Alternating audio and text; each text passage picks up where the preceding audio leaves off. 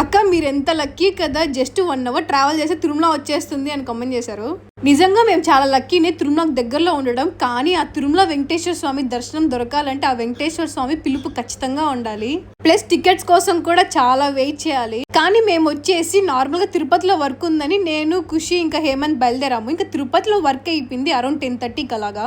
ఎలాగో మేము అనుకున్న పని భిన్న అయిపోయింది. కానీ లంచ్ టైం వచ్చేసింది కదా, ఇంకా లంచ్ తినడానికి మేము తిరుమలకి వెళ్ళాము. ఫుల్ జలుబు చేసింది. ఇంకా జింజర్ టీ తాగేసి అలిపిరి దగ్గరికి వెళ్ళాము. ఇక్కడ దండం పెట్టుకొని కొండ ఎక్కుదాము అని. ఆ ఖుషిని అక్కడ పనుకోబెడుతుంటే అసలు పనుకోవడం లేదు, లేసేస్తుంది టింగ్ అని. అసలు చాలా మంది జనాలు ఉన్నారు, ఎందుకంటే సమ్మర్ హాలిడేస్ వచ్చాయి కదా. ఇదే ఇక్కడ కనిపించేదే వెంకటేశ్వర స్వామి స్వయంగా విగ్రహ రూపంలో 7 కొండల మీద వెలిసారు.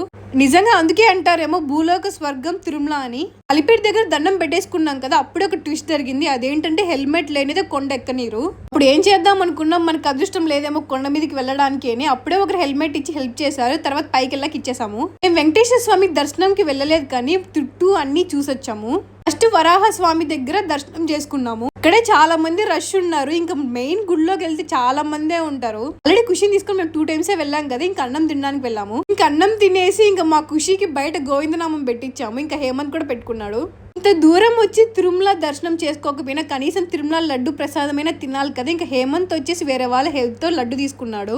తిరుమల లడ్డు అయితే చాలా బాగుంది. అప్పుడప్పుడే ఫ్రెష్ గా చుట్టూ అంతా నెయ్యే ఉంది. జీడిపప్పులు అయితే 10-15 వచ్చాయి. ఇంకా లడ్డు ప్రసాదంగా తినేసి ఇంకా బయటకు వచ్చేసాము. ఇక్కడ వచ్చేసి తాడు కట్టేశారనమాట. అక్కడ జనాలు లేరని కాదు, జనాలు అయితే ఫుల్ గా ఉన్నారు. మీరు తర్వాత ఎప్పుడైనా ప్లాన్ చేసుకోండి. ఓం నమో వెంకటేశాయ నమః.